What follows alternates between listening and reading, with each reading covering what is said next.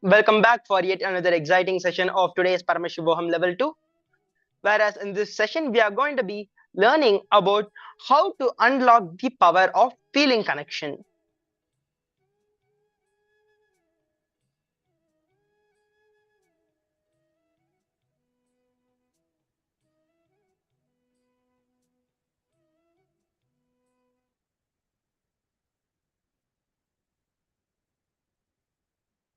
The power of feeling is nothing but your ability to realize yourself as the source of all happening in your life.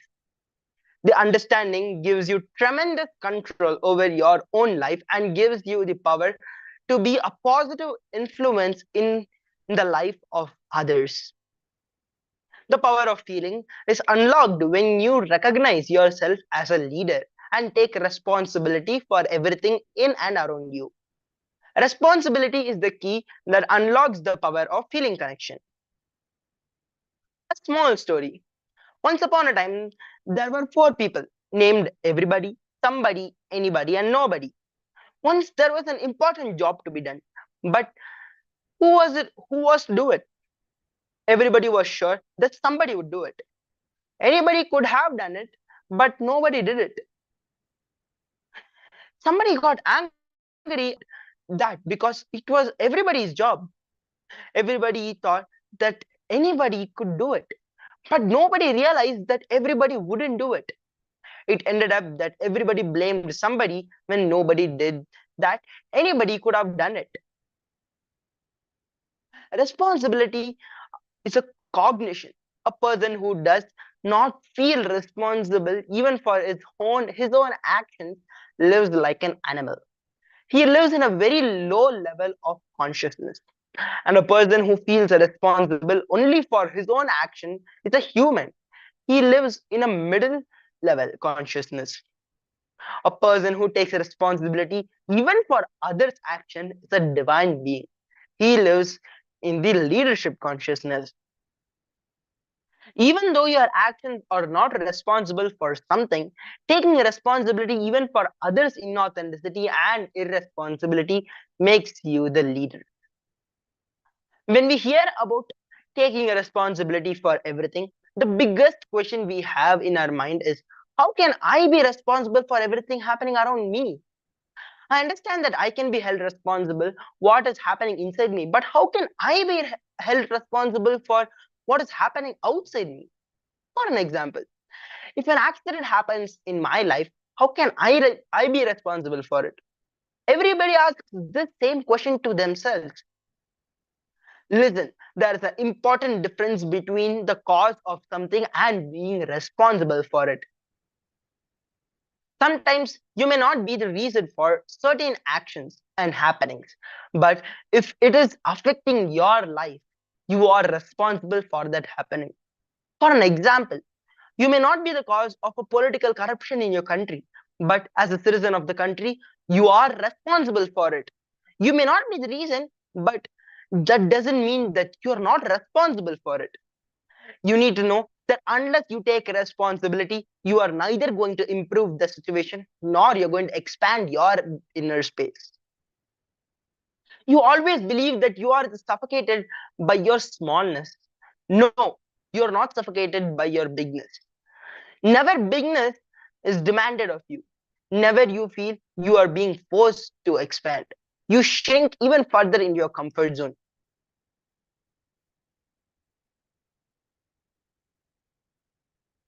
Your tiredness is your weakness. Your powerlessness, all of these are nothing but the resistance you have to seeing your own bigness. That is why when somebody tells you that you are weak, poor, and a sinner, it is so easy to accept it. But if somebody tells you that you are a divine being, you are powerful, you are complete, your whole identity starts trembling with fear. But life always demands your expansion, because expansion is the natural law of life. That is why you carry such a deep fear of life, especially life in the form of other people. Because people are the most living expression of your life. The more you engage with life, the greater the expansion that will be demanded of you. Whenever you're feeling weak, tired, powerless, the first thing you should do is immediately take on 10 responsibility and commit to fulfill them within an impossibly short time, which you feel as impossible and which you feel you can't do it within that amount of time. Take that impossible short time and declare that you're going to finish it within that. Shake your inner space so powerfully with that commitment that there will be no way for weakness and tiredness to grow inside you. We always feel that responsibility is a burden. No, it is a power. Responsibility directly leads you to leadership consciousness. As long as you feel responsible only for your family, you remain as a head of your family. When you feel responsible for your community, you become a leader of your community. As your feeling of responsibility expands and expands, your leadership quality also expands.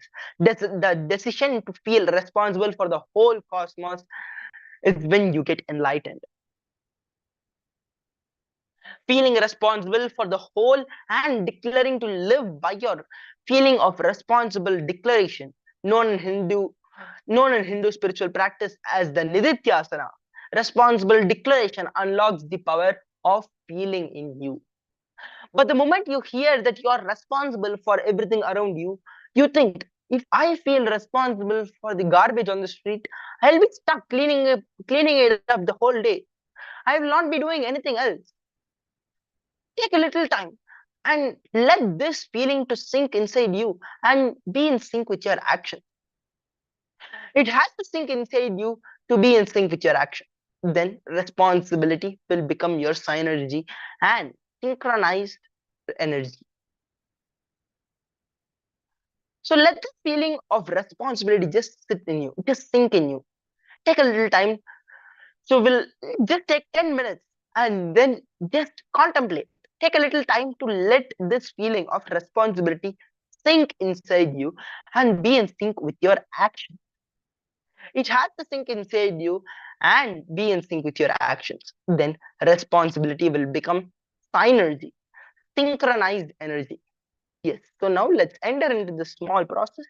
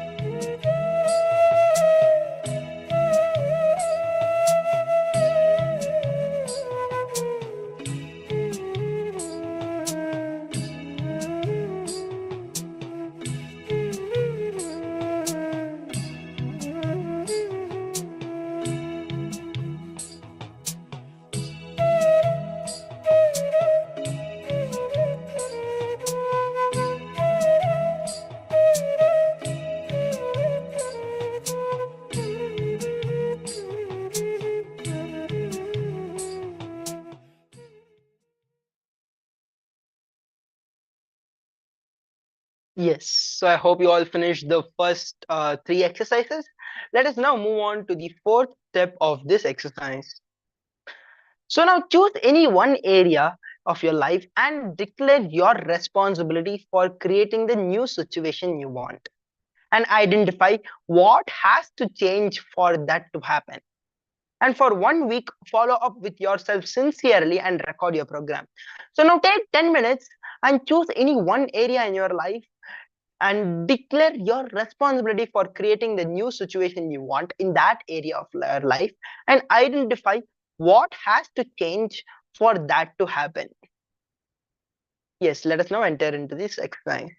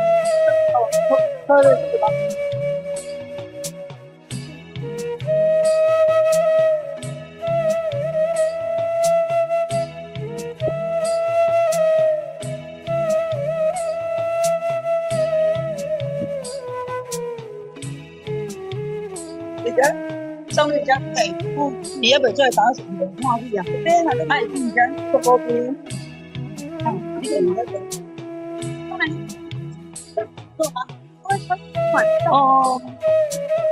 ok rồi chứ mà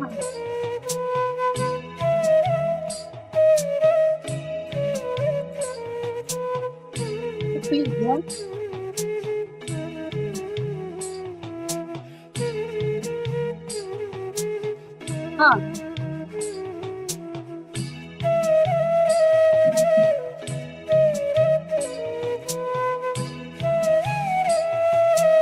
nó được cơ của nó hello anh cha. Được chưa nào?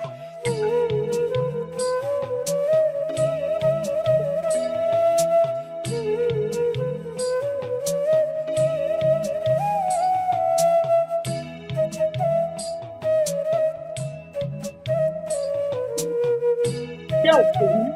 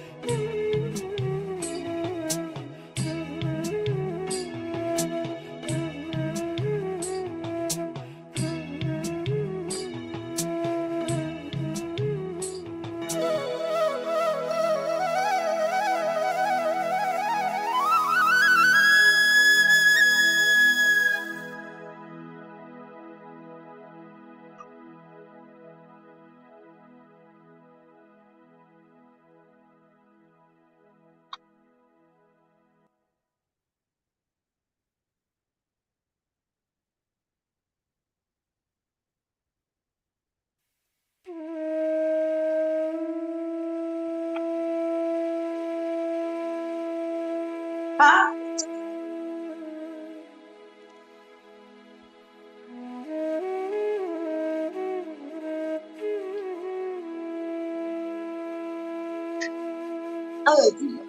Thầy thầy chẳng phải thầy aku yang aku tông dám thầy nhá ha cho kỳ yes cầu hiểu tôi dám trên thầy đi có đâu mà thích được cái mà ôn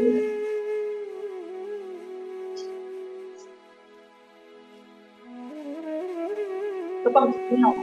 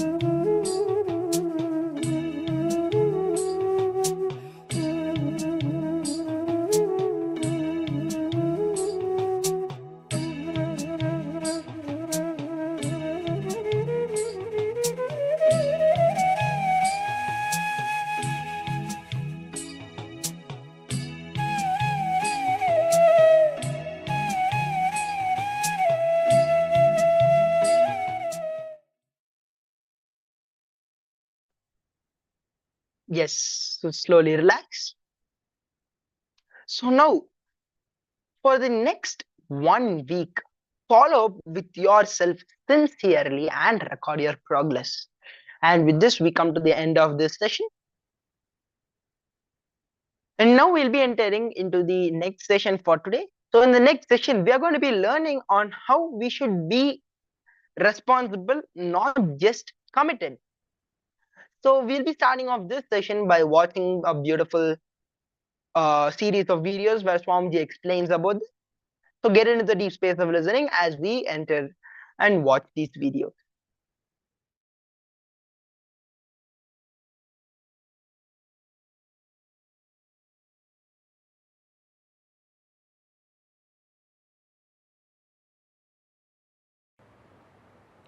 I am defining these two words. Responsibility is not commitment. Commitment is not responsibility. You can be responsible, totally non-committed. You can be committed, never be responsible. I'll differentiate. I'll explain. If you are constantly thinking about your future from powerlessness and go on thinking what all can go wrong, your involvement is called commitment. If you are constantly looking at your future from the space of completion and go on looking at what all can go right, your involvement is called responsibility. Listen, I am the symbol of total responsibility and complete non-commitment. I am totally responsible, but completely non-committal.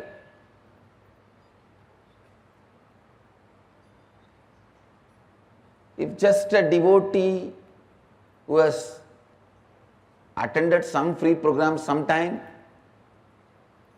if he is bitten by a snake or if he is caught into some accident or if he is in emergency,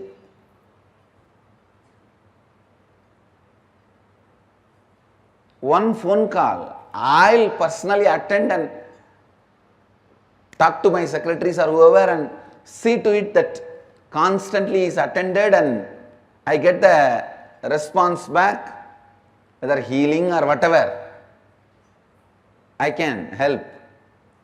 You will see that responsibilism.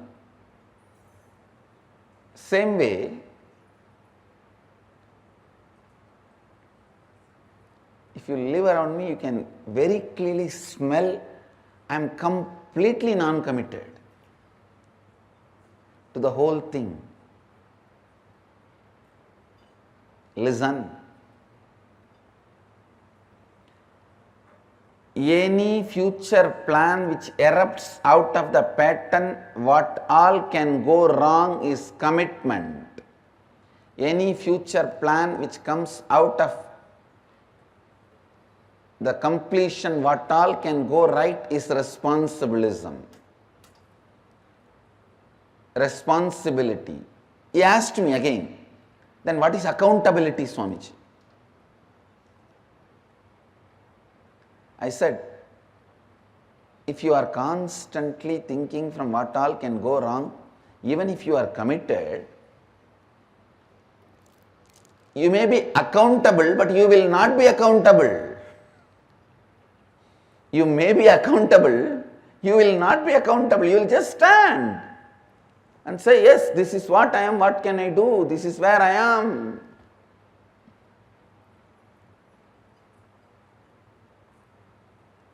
So understand,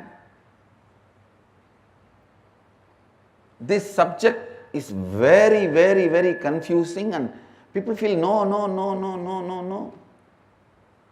At least in responsibilism, I don't want this to be separated. Because in the name of responsibility, you get a little consolation to worry, space to worry. You are so addicted to worrying. I took away all your possibility for worry. If you are integrated, no worry. If you are authentic, no worry. But if you are responsible, you can continue to worry. In the name of responsibility. Now I am purifying the concept of responsibility. Listen.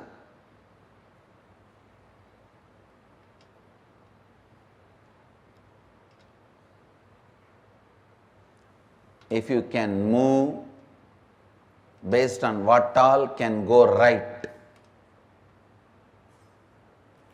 I am not saying don't look at what all can go wrong. You may not need to look at what all can go wrong if you look at what all can go right intensely. Looking at what all can go right,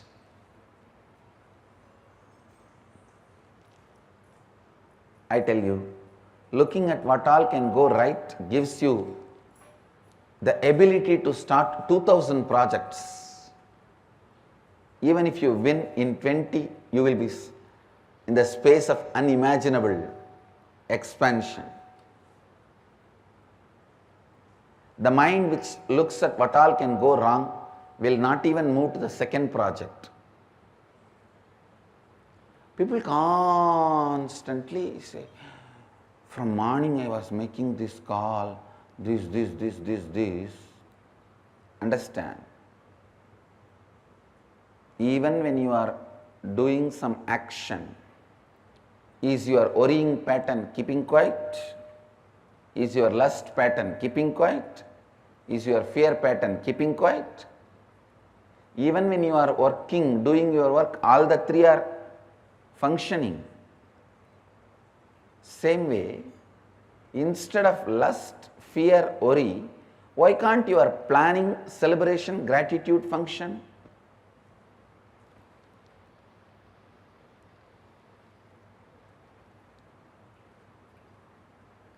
It is just simple training. Whether you function from fear, lust, worry, or function from planning,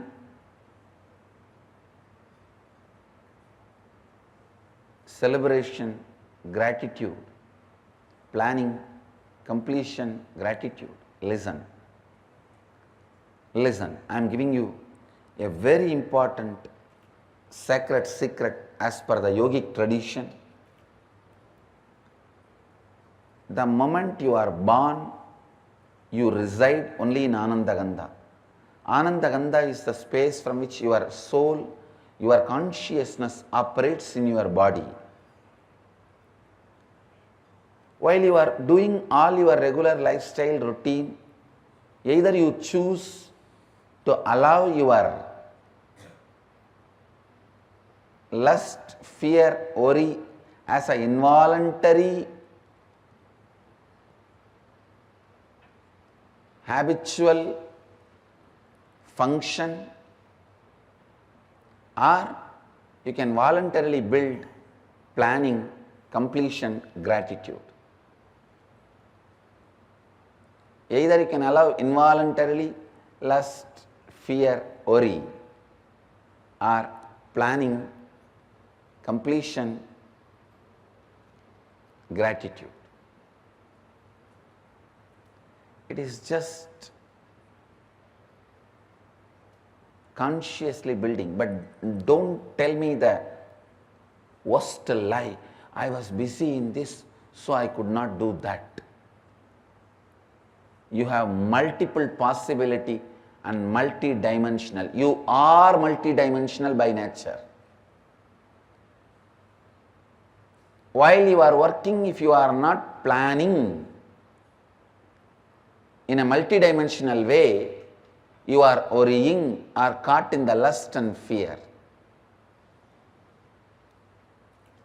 Be guaranteed about it. This truth needs to really get into your system.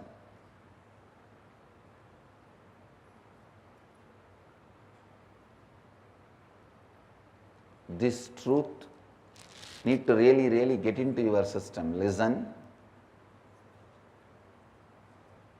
Only then you will understand the difference between commitment and responsibility. If you don't take responsibility, you are beaten black and blue by commitment in the life. When you take responsibility, you are given the reward of the freedom from all commitments.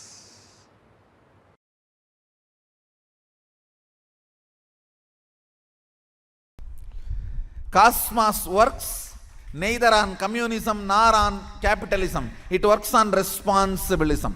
What is the responsibility you take in life? What is the context you set for yourself in the life? Based on that, he manifests. That's all. He manifests based on that. So the whole Sadashivatva is manifesting for the people who decided to do his work as not just first priority, only priority. See, first priority is different, only priority is different. Because they decided it as only priority, the manifestation becomes totally different, altogether in a different scale. Understand, my initiations are same, I am same for everyone.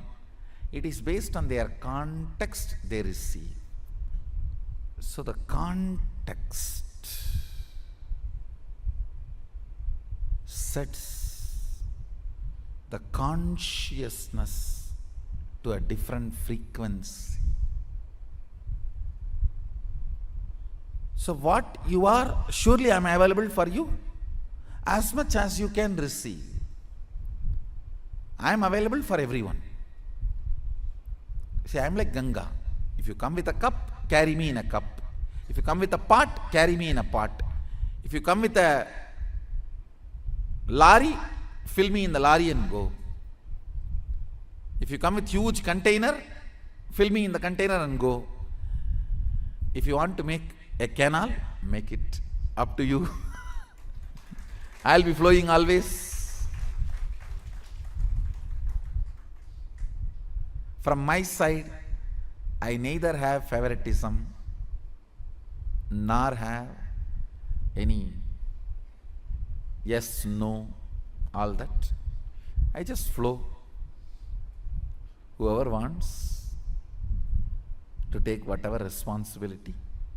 Responsibilism is the law of the cosmos. Whoever takes responsibility, enjoy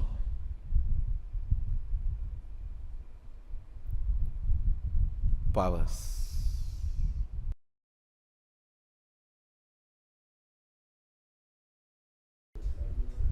The more power manifestation, more divine you become. Understand? Shakti comes with buddhi. Only siddhi comes without buddhi. Shakti is mother, siddhi is stepmother.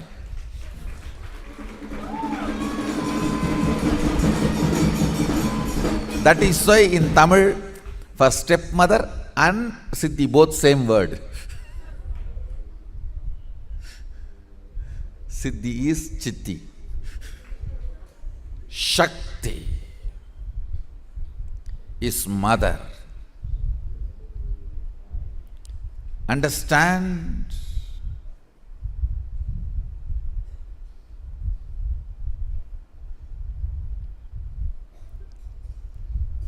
First principle about manifesting powers, it will not strengthen your ego, it will only take you beyond ego. First. Second, manifesting powers means manifesting qualities, state and space of Sadashiva also. Understand? when you manifest powers, naturally the state of Sadashiva and space of Sadashiva starts manifesting in you. I have always seen people who manifest powers have a very high level of integrity and unclutching, because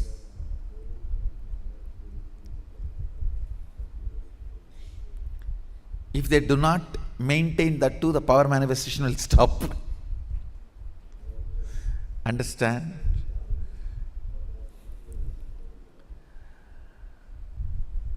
How much ever you would have paid to buy your cell phone, but unless you charge every day, it will not function. How much ever you may manifest powers, unless the integrity of your life is maintained, it will not manifest. Actually, when you manifest powers, automatically the frequency of your integrity increases.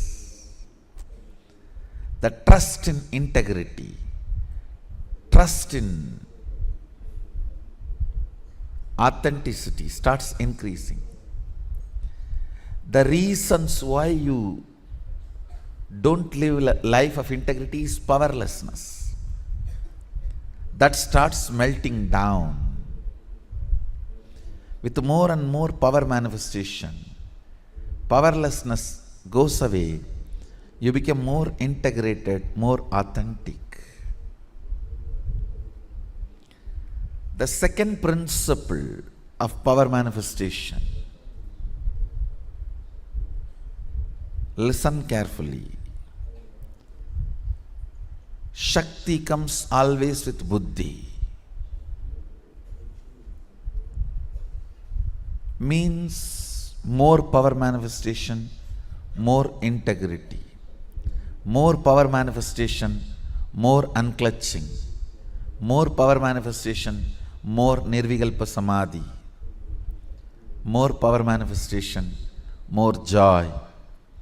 More power manifestation, more restful awareness. More power manifestation, more responsibilism. More power manifestation, more enriching. More power manifestation, more bliss. What is power manifestation? Deciding. Listen. Integrity needs your declaration, but power manifestation does not even need your declaration. It only needs your decision. Deciding to be one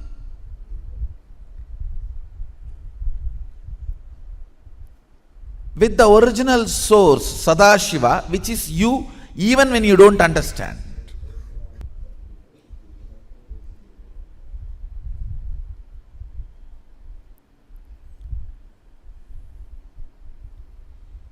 He was using very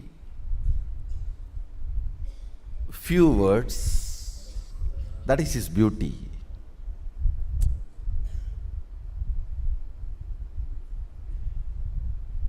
Just with few words, he will make that click happen. You know. First he was trying to tell that everything is one.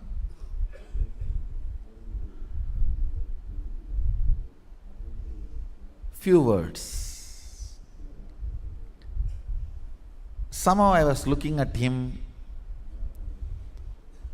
He was not convinced that the click has happened in me. And many times both my gurus, Kuppamal and Vibuddhanandapuri and Yoganandapuri, both have tried to explain Advaita to me. Annamalai Swamigal even used to read out Ribu Gita. Annamalai Swamigal was one of the enlightened disciple of Ramana Maharshi. Used to read Ribu Gita in Tamil. But somehow that click never happened.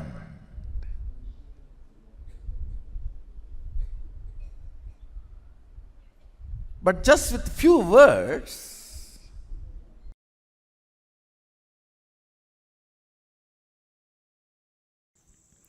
no cunning strategies. No cunning strategies are going to work. Shortest distance between 2 points is straight line. Shortest distance between 2 points is a straight line. Understand? Most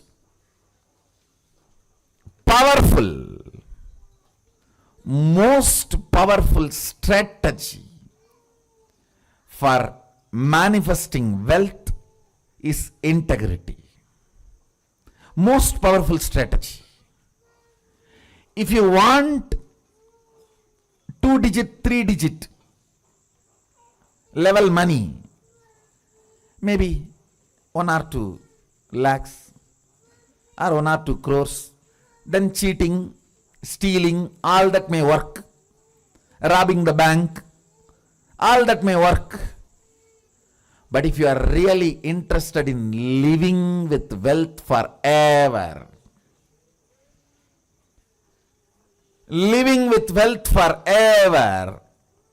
the most easiest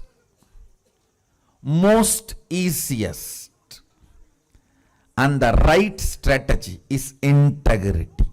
Decide with responsibility. You will start contributing to the humanity. Understand?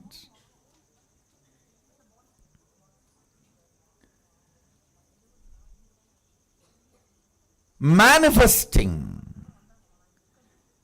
your cognition is life. Understand? Whatever cognitions, conclusions you have about life in your life, you will go on be manifesting that every day. If you have the conclusion, you are going to fall sick day by day.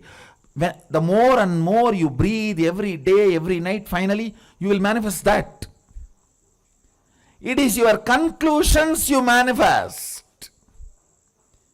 If you have the conclusion, the cunning methods, cheating brings wealth, you will only be manifesting that, or waiting to some cunning methodology to click so you can manifest wealth. No.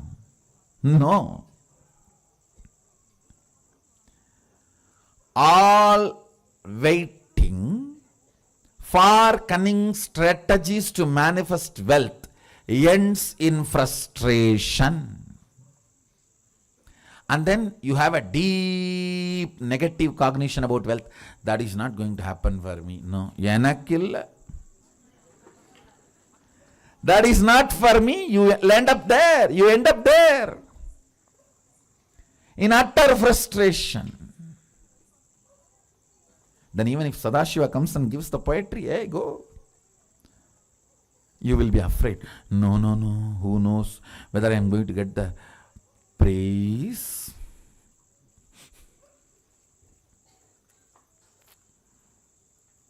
Or beating.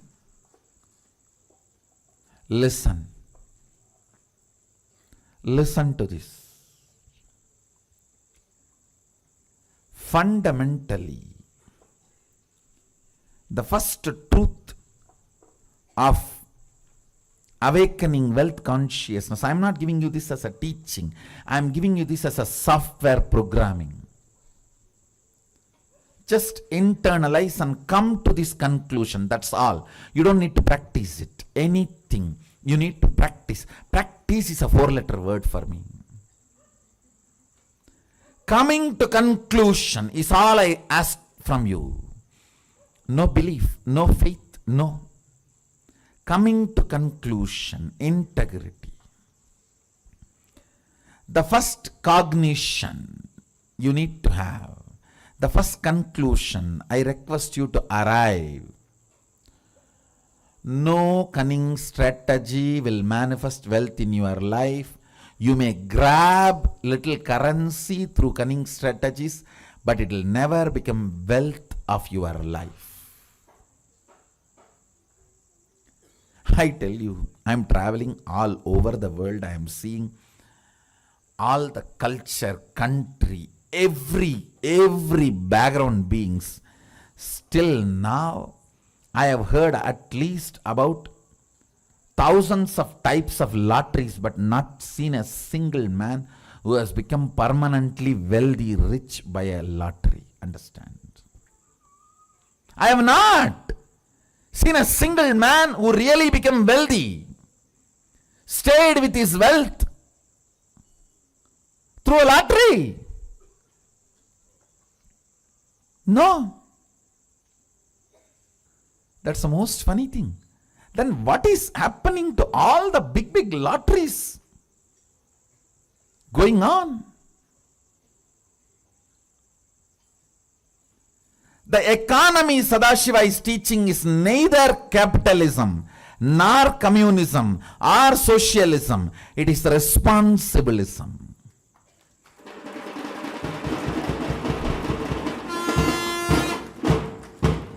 The responsibility you take, that decides the kind of the wealth going to be around you.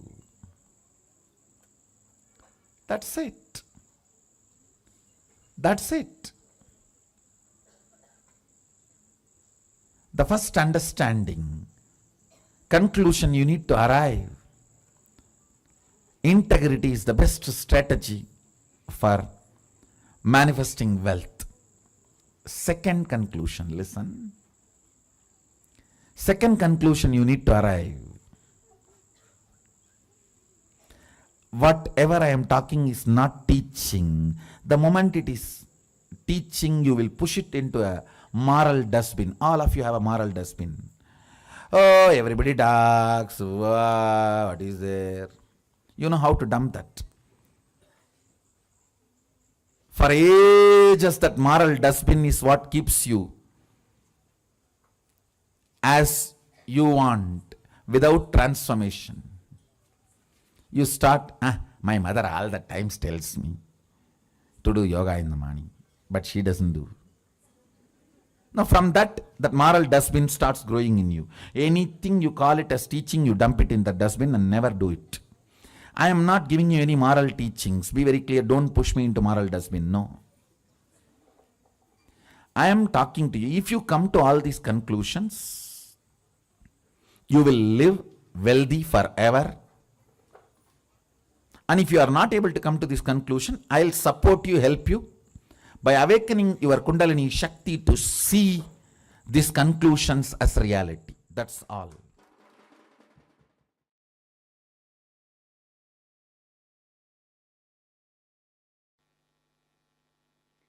Anything which is truth goes on strengthening you, even while you are working with it, while you are practicing it. The great truth, Nithyanandoham, Shivoham, I am the ultimate possibility. When you work with this truth, understand, when I say I am the ultimate possibility, I mean you are the ultimate possibility. When you are working with the truth, even while you are working, it strengthens you day by day. But anything which is believed, which is not truth, which creates greed or fear in you, weakens you continuously, even while you are believing it, not only after the disillusionment. After disillusionment, you will completely feel powerless. You will feel deprived, cheated. You lost, you wasted.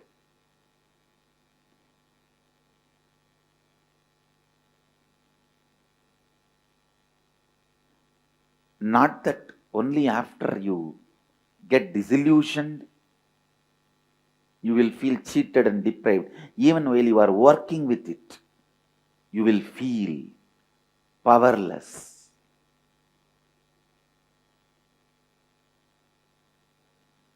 Shivoham,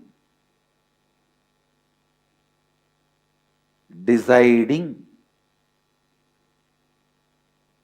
to work with the truth, Shivoham. Please understand, this truth you can't just believe and keep quiet. The truth is so powerful, it will provoke you to work towards it. It will provoke you to work towards it.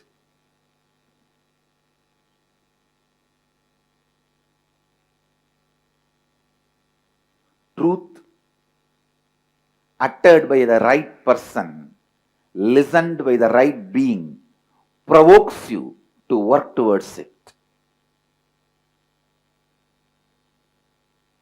It can never be one more sermon. No.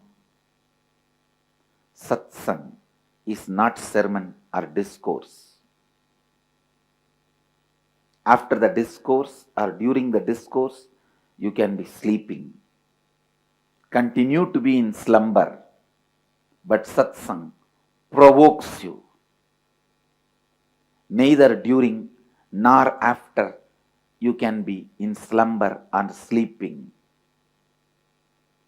It provokes you.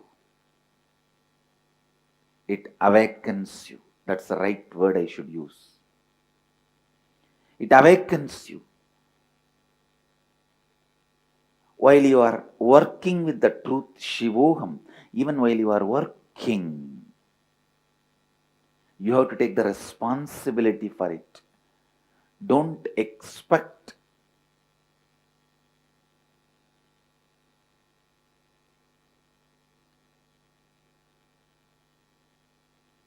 somebody else can take the responsibility for your reality. If somebody else takes the responsibility for your reality, it will never be your reality.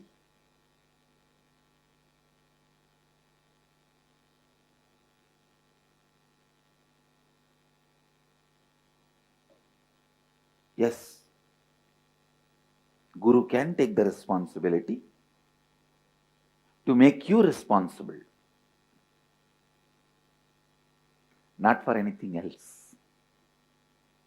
Guru can take the responsibility to make you responsible.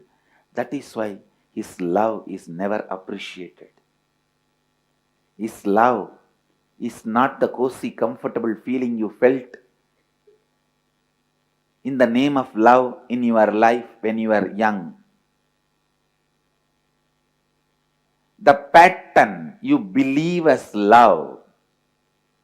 You cry and your mom rushes you and gives you food or candy.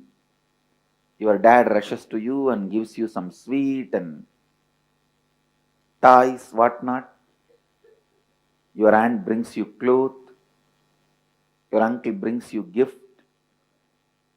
What you believed as a love, the pattern of action reactions which you believed as love, you will not experience from Master, from an enlightened being. The love he radiates makes you like him. That is why you constantly feel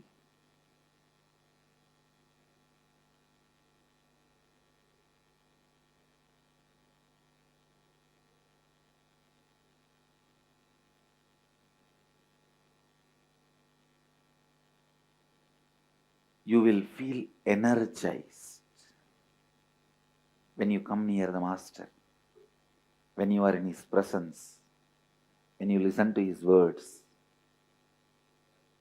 when you imbibe his presence.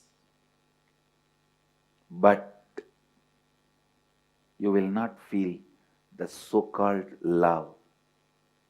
And if you feel what you felt as a love pattern from the young age, from the Master also, maybe he is giving you little time to settle down and become comfortable.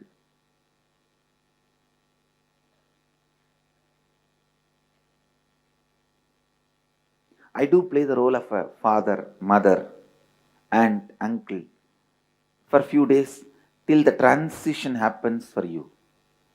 You need to move from that to this, but not more than that.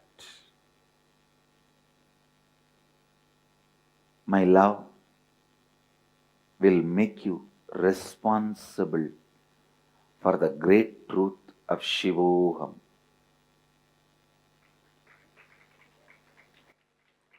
For the great truth of your reality. Understand, the truth has to constantly strengthen you. Truth has to constantly strengthen you. Anything which weakens you day by day is a belief. Anything which strengthens you day by day is a reality. Sit and open your whole being and see what all is in you which is strengthening you day by day. Support them. Stand by them. What all is in you which weakens you day by day, complete with them and drop them. Whether it is emotion, beliefs, thought currents, patterns, ideas, theories, theologies, whatever is strengthening you day by day, it is reality. Work with it. Work more and more with it. Whatever is weakening you, whatever is weakening you, be very clear. It is beliefs. It is belief system. Beliefs weaken you while you are with it, after it leaves you. Both. Even after disillusionment, you will repent for wasting your time in those stupid beliefs. The first truth I want you to internalize today. Anything which strengthens you is reality. Cherish it. Meditate on it. Encourage it. Contemplate on it. Awaken it in you more and more and more. Take responsibility for it more and more and more.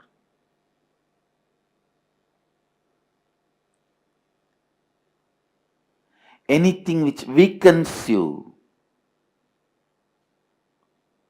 be very clear, it is a belief system.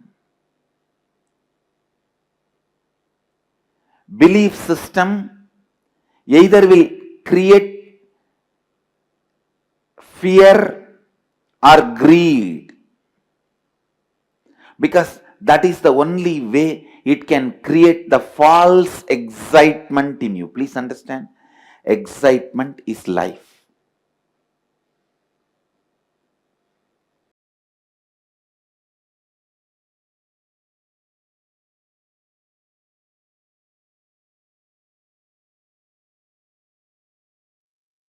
Yes. So we beautifully saw how Swamiji explained about how to be responsible and not just committed. And also we have an exciting news. The darshan also will be starting shortly. So let's now enter into the preparations of darshan, and then we'll be continuing with the other sessions after the darshan. Hope you all enjoyed this session. Thank you all, Nithyanandam.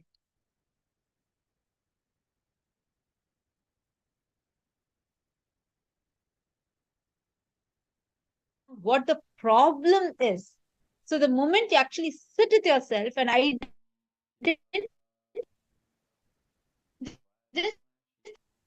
let's say like you're asking how if you take responsibility, right? If you, the moment you cognize, some understand what the panchakrityas are, because it is many times we feel like, oh my god, what does it mean? How am I creating, sustaining? Swamiji tells, even to understand that all Shiva is doing, tomorrow we will be learning the next level of this. Tomorrow we will be learning how is going through the panchakrityas. But today we all learned about the basic, the panchakrityas, correct? Even if you intellectually cognize it, even if you just understand what it means, I do not even know in the broader level what it is. Swamiji told, I am doing the Panchakrityas. And because Swamiji told, I am doing the Panchakrityas, I am doing it. And let me own it up. Swamiji very beautifully tells that one cognition will make you become so responsible. You will experience that you are the consciousness. Like, for example, let me tell, if in your house, let's say there's a bad smell coming, what will you do? You do not know the source of the smell. So you will try to do everything, but it is not going. So the whole struggle is you just need to find where that smell is coming from. The moment you go and find it, okay, it's coming from this garbage bag. Then after that, what? The moment you know it is from the garbage bag, you will just take a minute to go and dump the garbage bag and go and, discard it. That's all, right? That finding the source of the problem is what we will start doing when we start realizing we are doing the Panchakritya. So just when you start cognizing it, see the whole struggle, you can try spraying room fresheners, anything. But as long as you do not know the source of the smell, you will never be able to eradicate it, right? You'll never be able to remove it. So same way, just like how in your house, if there's a smell, you're not going to sit and live with it. You're going to go find the root. And the moment you know where the smell is coming from, it's not a struggle. Only till you find out, only till you understand what is the source of the smell, you're going to suffer with it. The moment you go and find out, then you do not even, it's not a big deal for you to apply the solution. You will just take and automatically discard it. Same thing, all in only till you own it up, you're going to keep blaming. You're going to say, oh, you don't know, my boss is like this. You don't know, I can't handle my spouse. I can't handle my colleagues. I can't handle my boss. That is why I'm in. So till you understand that you are doing the Panchakrityas, you are creating it, you are sustaining it, you are rejuvenating it, and you have the power to liberate yourself. If you understand this, then simply you will know any situation, you will know, hey, Swamiji told me I'm doing this. I am the source of it. So let me just apply. It will become such a powerful experience in you. You will be unshakable, unperturbed by any situation. You understanding, Aya? I'm just realizing just this one powerful cognition Swamiji has given to us about the 5 cosmic actions. The creation, sustenance, rejuvenation, putting in delusion and pulling out of delusion, and liberation. Just these 5, how much it actually matters for our life. How much it is so important. The moment you start cognizing it, you're going to make a huge transformational shift to yourself, the way you're going to exist.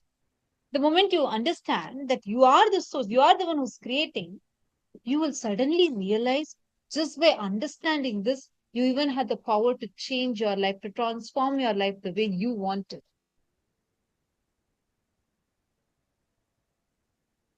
How many of you are clicking with it? Please take a moment and please share that with us. One understanding can help you tremendously. All the Paramashivoham Level 1 participants, Nithyananda, Lalita, Gabriela,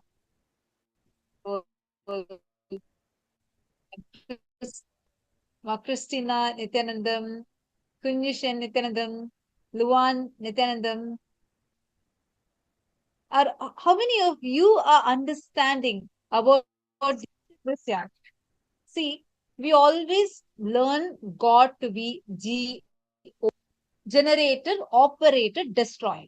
Today, in the Paramashivoham Level 3 program, we all learn how God, in Hinduism, Paramashiva is not just God, G-O-D, he's Godel, the one who creates, generator, operator, destroyer, putting in delusion and pulling out of delusion, and liberator too. He creates, he sustains, he rejuvenates, he puts you in delusion, pulls you out of delusion, and liberates you. These 5 powerful cosmic actions, it's not happening somewhere in the cosmos or in some loka he's sitting and he's doing. We all usually think, no, Brahma sits and conspires against our life. Look, God has written my fate like this. Understand? Many times we think, oh, why is my life happening like this? God. And he's only planning my life to be like this. This is why this is happening. That is why that is happening. But understand, you are doing these 5 cosmic actions in your life. The moment we understand this is not just to know as a knowledge saying, oh, Parameshwar is doing this. No, just cognizing these 5 is going to be liberating you this very moment.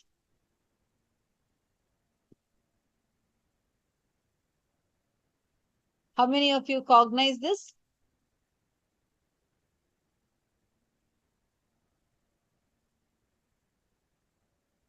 Please take a moment and please post it here in the chat. See, even if you just intellectually understand it, that is enough. Swamiji will give it as an experience note. Okay, Ma Lalita Gabriela, you're asking a question. Could we connect with the source of the pattern? Because I cognize it, but emotionally, this is still disturbing. Okay. Ma Lalita, is this a particular issue that is still disturbing you? Like a pattern that you're struggling with? Seema, don't worry. First and foremost thing I want to tell you, don't even worry about any of your problems. Okay, you're at the safest hands. Most compassionate. Swamiji himself is personally taking care of each one of us here. Second, when you say you are struggling with a pattern and it is emotionally disturbing you, the first and foremost thing you need to do is do the process of completion. It means sit with yourself, write down the source incident of a particular pattern. Sometimes, many times actually, you may not be able to find the exact source incident. You may not be able to find the root cognition like immediately. But start with what you remember as the earliest incident. Sit with that. Now, as Ma Lalita Gabriela, right now, whatever your age is, you have certain updated intelligence, right? Now, instead, go back